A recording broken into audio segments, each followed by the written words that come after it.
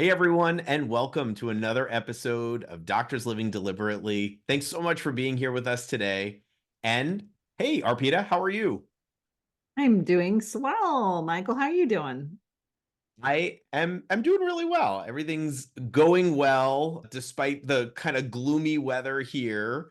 And sometimes people ask about, what do you do when you are confronted with the gloomy weather and things aren't going so well? And I don't know about you, but I have kind of mantras and quotes that I kind of always have in my back pocket that I can kind of pull out when things maybe aren't going exactly as planned. And I can use those when I'm struggling. Do you have any mantras or quotes or things that you use when things are a little bit tougher than usual? It's so funny you should ask. No, I do. I actually I think part of starting to do this work and discovering how it unfolds is realizing that there are little sayings or beliefs that we can start to adopt that have really propelled me or given me the ability to keep myself pushing forward.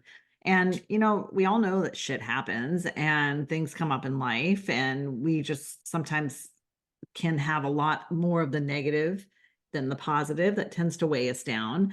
And so the key, I think, is really trying to figure out what you can implement for yourself as a reminders, little mantras or sentences or thoughts that help keep you going. And so, yes, I definitely have. I actually have it's a little something called Evernote. I think some people might use it for notes, and I keep resonating quotes in there. And that thing has gotten to be so long. And so when we decided to do this episode, it was really hard for me to pick a couple that really are my go-tos. But I think I got success. I have success with doing that. I could add about 20, 30 more in here, but we're going to kind of try to trim it down to some of the top favorite ones, I think, for us. But I will say before we even get started with that, all of these culminate with the remembering your why, with why we're doing things. And that ultimately is what this all sums up to leading towards. And we can talk about that more at the end as well. But yeah. What I want to say about these mantras and their end quotes is that you kind of have to be on to yourself. You kind of have to know yourself and where you tend to veer off course. And Mm. that's where these mantras and quotes really come in handy. And so these are things that you and I use that I think are very widely applicable. I think we both tried to find mantras and quotes that could apply to most people in a variety of situations. Yet, there are definitely things that are going to resonate more with some people than others. And it just is how we're wired and how we do things. And so, keeping that in mind as you listen to this, how do these quotes and mantras apply to you? And always being on to yourself, where do I go off track? And how can I use these in my life? I find that to be really helpful when I'm being curious with myself and why I do the things I do. I think that's 100% spot on, right? Like what resonates for one person may not resonate exactly for another person. And so maybe that's why when we picked our favorites for this, it's because these are the ones where we tend to find ourselves stuck in more often that help pull us out. So they're the more common ones in our day to day memory, I would say. For sure. All right. So my first one that I really, really actually use a lot, almost every week, I would say, is make one decision and then agree to be at peace with all that comes with it, i.e., choose your discomfort, right? And I think the biggest area for me where this popped up was when I had to start realizing I needed to let go of things being exactly my way with the people we had hired, specifically like the managers or the supervisors in our office, because I built this baby up, right, with my husband, and now I had to release it. And so what I found myself doing is I'm hiring these people to do this work for me. And I was also always griping that it wasn't perfect or the way that I wanted it to be done.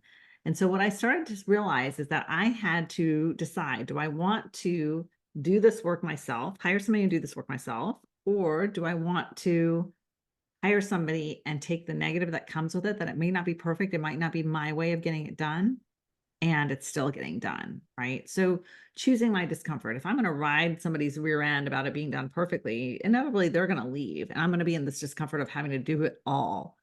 So choosing which one feels better for you, even though it may not feel great, is key here. You might have two options. Neither one feels amazing, but which one feels less uncomfortable if you went through with it and all the things that came along with it?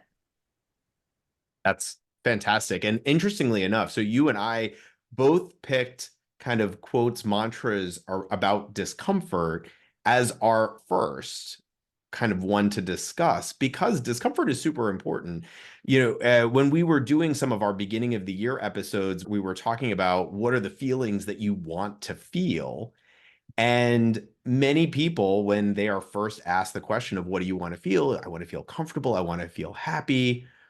But the truth is, and this is one of the mantras that you and I really leaned into when we were doing our coach certification, is that discomfort is the currency of your dreams, right? So knowing that everything that you want is on the other side of a discomfort that you don't want to feel is highly motivating to lean into the discomfort. And as you were just mentioning, yes, you are met with two potential decisions, both of which could be uncomfortable to you, the discomfort of letting go versus the discomfort of having to hire somebody else because the person that you were working with, it wasn't working.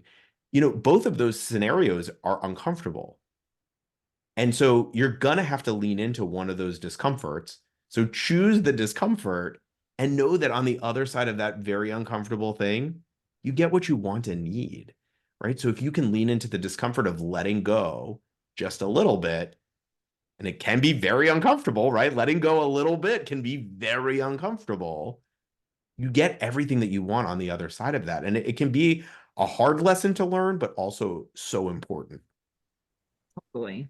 Totally. And as you mentioned, right, the discomfort is the currency of your dreams, that we can't expect everything that we want to achieve to come to us easy. I mean, we can expect it, but we probably are not going to be happy because it's probably not going to happen, right?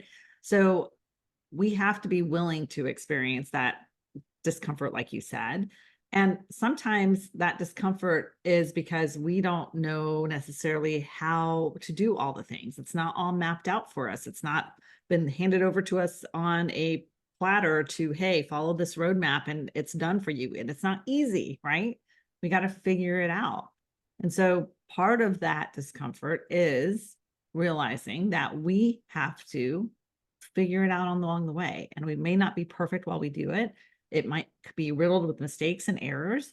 It reminds me of that meme where the success arrow is not straight up and down, but rather it's a curvy line like this before you get to the end point. That's part of what we're talking about here, is that the discomfort is the currency of your dreams, because it's not going to be easy getting there Yeah. all the time. Yeah.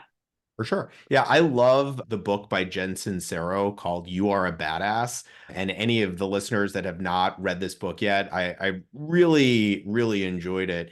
And this isn't a verbatim quote from her. She says, your job isn't to know the how, your job is to be open to discovering the how, right? So obviously, if you knew how to do the thing, you would have already done it. And so allow yourself to be uncomfortable with not knowing how to get it done. Understand that there's going to be some discomfort there, and then just being open to figuring it out. So important. Totally. Well, I'm going to move on to my next one. Another area where I really found myself struggling a lot of the times, despite having everything that I wanted, a beautiful life, house, kids, husband, career, dogs, everything. I always felt like things weren't always amazing and perfect and happy. I wasn't always happy, right? I was always looking at how things did not go my way or things had gone wrong. And what I realized is that this is normal for our brain activity to do this. It's seeking out all of the bad things, all of the dangers in efforts to try to keep us safe. But what happens is when we continuously feed into that, all we notice is all the negative in our life. We don't give the positive any airtime. So one of the most powerful mantras that I also adopted for myself is, what if nothing has gone wrong? What if everything is exactly how it's supposed to be? How can I start to be okay with this phase of my life? Because this is just a phase, right?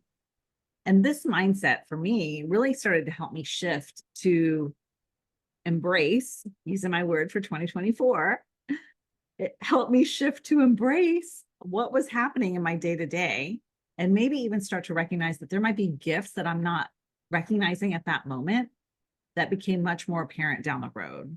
So when something isn't going my way, where is there a gift in that? And maybe I might not see it now, but it's coming soon, potentially. Yeah. That is such a powerful question. What if nothing has gone wrong? Because you're right, right? Our brains are just so geared to the negative. We're always searching for where things went awry. Why did things not go the way that I wanted them to? And what if everything worked out exactly like it was supposed to? Right. And we've talked before, for me, one of the most devastating days was match day because I had a thought in my mind about how my life was supposed to go. And looking back now, almost 21 years later, hard to believe, it was the best possible thing that could have ever happened to me. And that day was really difficult for me. And I love, so now I can look back in retrospect and say, oh, thank goodness things happened the way that they did. But what if I had had the insight 21 years ago to look at my match day letter and recognize, like, what if nothing has gone wrong here? What if everything is exactly how it was supposed to be? I could have had so much more peace in my life at that point in time. I could have the same peace that I have right now in my life 21 years ago. And so bringing that insight to your current life, just it gives you so much more bandwidth and so much more ability to see all of the good that we have in our life. And it does take work, right? This is not the natural path that our brains want to take. And there's so much that we can gain from doing that. It's funny because the immediate thing when you were talking about that comes up for me is, and it sounds so cliche, but it's COVID, right? For us, like we had to shut the practice down. We've talked about this in episodes, and financial hardship and personal hardship and, medical hardships. And we honestly were like, what the heck are we going to do? And the gift that came out of COVID was the ability for me personally to slow down and recognize that I needed to make a change in my life, right? Which led me to the coaching and led me to my own personal development, as well as now being able to help others. And I would say that's a huge gift that there is no way in hell I would have seen when we were shutting down that office and didn't have our paychecks coming in, right? Yeah. So it is amazing, and it is true when we say you may not see that gift right there in that moment, but you will see it at some point in time, and it's just having that hope to remember that it's coming. Yeah. So, And it's a great mantra to remind you in the moment where you feel like everything is just devastating and it's, what nothing good can come from this. Remembering, like, what if nothing has gone wrong? This is exactly how things were supposed to be. It can help to transition you into that mindset, you know, weeks, months, years before your brain is ready to accept that there was some good in that situation. right. The universe is always working for us. Yes. What's your next one, Dr. Hersh? Well, so, I love how this is, I don't know if this is intentional or not, but these are kind of all feeding one right into the next, right? So, I love the mantra, there is not better than here. Mhm. So, back in episode 16, we talked about the arrival fallacy, and this played such a pivotal role in my own physician burnout and what led me eventually to find coaching was every step of the way, I just imagined that I would feel better when I got to the next stage, right? This followed me throughout my career, throughout my education. Every time I just thought, if I can just get here, things will be better. And I think it's such an important reminder that there is not better than here. And we are reminded of that. If you just take a look back at your life and think back to all the times that you thought things would be better once you accomplished the thing, and recognize that things were not necessarily better. Maybe some things were better, but new challenges arose.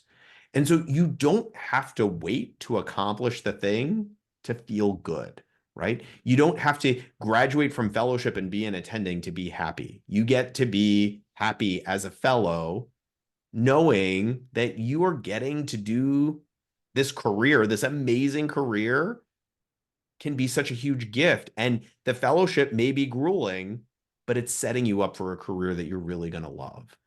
And so not waiting to finish fellowship to be happy really is so important. And so this is something that I need to remind myself over and over again, because I am so prone to just going back into that, like, oh, if I can just get this done, I'm going to be so happy. And I do need to remind myself there is not better than here fairly often. Yeah, my version is, I need to enjoy the journey, because if you don't enjoy the journey, you've missed the entire whole purpose the entire way. I'm reading The Power of Now by Eckhart Tolle. I'm a little bit behind. I think a lot. Well, I'm not behind. I'm exactly where I'm supposed to be. But that Good book catch. Good references, catch. yeah, that book references like when we are perseverating on the past, when we're perseverating on the future, when really the only thing that matters is the presence of mind and being in the now, because that's all that really matters. And that's when we can separate where our mind is from who we truly are and what our inner knowing is for who we want to be. And so it's a little bit meta, the book, but it's very, very good with kind of covering this concept of not really being able to enjoy your life if you're not just living in the present moment, which unfortunately a lot of us get sucked into having to do, especially when we're, starting out in our careers, starting families, et cetera, et cetera. Yeah. I used to think that things being a little bit meta, that would have been an immediate trigger for an eye roll for me. But there is so much to be gained in the meta. And that has been an evolution for me, because 3 years ago, if you had said meta, I totally would have rolled my eyes. And so that is my own personal, again, evolution, because I think that there is so much to be gained by kind of taking a step back and really evaluating yourself, right? Being the watcher of you so that you can sort through kind of why you show up the way that you do.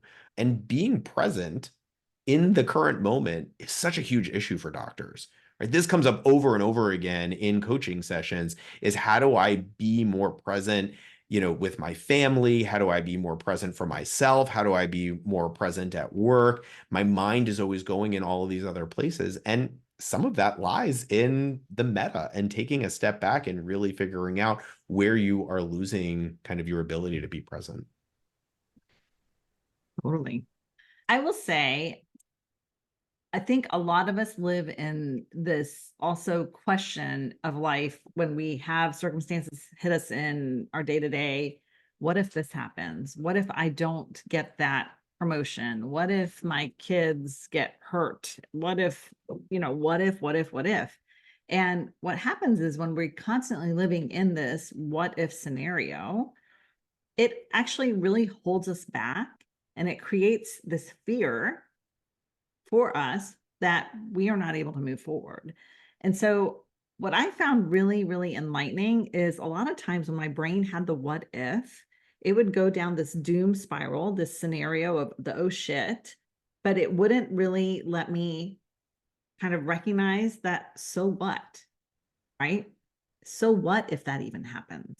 So one of the things I started doing is shifting my what ifs to even ifs, right? And that gave me this power to go to the worst case scenario, and then maybe even recognize the worst case scenario really was still figure outable, right? And so I think what happens to us is when we get in these what if spirals is it keeps us from even exploring further. We just sit in this panic of worry and fear, and it holds us back. So I challenge you to go there, right? Let's say even if the worst case scenario happens, then what? Allow your brain to solve for it, to move forward through it, and you'll see that it might not really be as bad as your brain is making it out to be, right? So that's been a game changer for me, a big one. Yeah. Be onto yourselves, right? Asking yourself, what if, go ahead and answer it, right? Because a lot of times we ask ourselves these questions, what if this happens? But we never actually answer it. And so I think is so powerful about shifting what if to even if is it forces your brain to answer the what if question, right? And so if you can't be on to yourself enough to actually answer the what if question, when you shift to even if, you're basically forced to go down that rabbit hole and figure it out. So many physicians talk about like, what if I lose my job, or what if, what have you, my system gets bought, things like that. And the point is, at the end of the day, you're still a doctor. You can still find another job. So even if those things happen, I can find another job, right? And so forcing yourself down that path and answering the questions, it makes it so much less heavy, right? It lightens the load enough to be like, okay, I got Yeah. this. It gives you the opening to explore the other perspectives, right? And that's I'm actually doing a talk right now, finalizing a talk on awareness. And part of that, what I realized is that just reviewing the notes, I'm like, oh yeah, oh yeah. Like, it's kind of fun when you haven't done it in a while in terms of revisiting all the details that you put out there. But giving yourself the opportunity to consider the other perspectives, like that's kind of what we talk about with the thought download, when you can just kind of dump it all out there, looking at all the other options that you may not even consider because your brain is on such a highway that is it's used to being on, right? So the perspective is key here, and you're allowing yourself to do that when you switch it from what if to even if. Love it. And so I think the last kind of mantra that we have today, and I think that this is a good one to end on, is you need to go from wanting to change your life to deciding to change your life. So there are so many things out there that we want. And the question is, what are you doing to turn your want into have, right? How are you committing to yourself to make the change? Because the truth is, once you decide that you are a person who has the thing, then it's as good as done, right? When you decide, I am just a person who flosses my teeth every night, I am not a person that goes to bed without flossing my teeth, right? Then all of a sudden, it's just that thing that obviously you do, right? If you are not a smoker, you don't then all of a sudden start considering like, oh, it just becomes a thing. I don't smoke, right? And so once you've committed to that thing, then you don't have to make any more decisions about it. Then you just are that person. So committing to yourself, making the decision to change something, to change your life is so important because it is the very first step that you can make in creating the life that you want. I like that a lot. And it reminds me of the I'm going to try to do this, right? That I want to change it. I'm going to try to do this. No, we're just going to eliminate those words from the vocab, right? Because try means you're giving yourself an out, that if I'm going to maybe make an attempt, but I'm not really all in. So you want to show up all in if you've decided you want to make a change. And you alluded to the fact about the smoking cessation, right? And it is kind of interesting. I got actually have a couple of friends who have relatives who, once they got a diagnosis that was doom or gloom, they immediately stopped, right? So we have the power to make a change. We have the power to do what we want. It's whether or not we are going to continue to give into those urges and desires, or if we're going to be able to sit with it and just say, I am going to do this and I'm moving forward and I'm going to feel some of that discomfort and I'm going to keep pushing through. It's okay. Yeah. 100%. Yeah. Any final thoughts on mantras and how to incorporate them into our lives?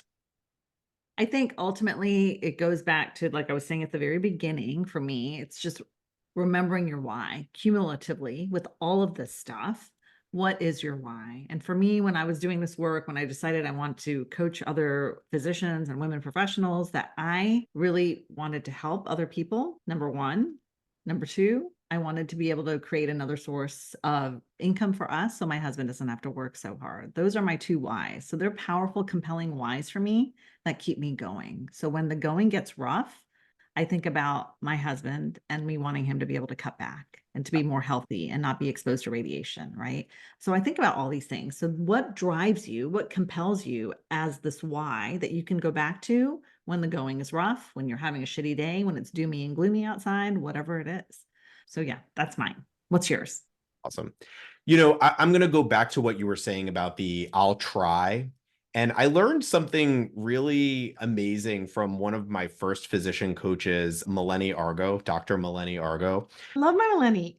Absolutely. And I said something about I was going to try. And for those of you that are watching this on YouTube, I'm going to do a demonstration. But even if you're not, she asked me to take out a piece of scrap paper, and then she told me that I should try to rip it.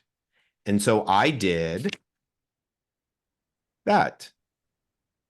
And I ripped the piece of paper. And she very quickly informed me that I had failed at the exercise because I didn't try to rip the paper. I actually tore the piece of paper. And so when you are committed to doing something, I'll try is a bit of a cop out, right? When we actually try to do something, we go ahead and make the effort and do the thing.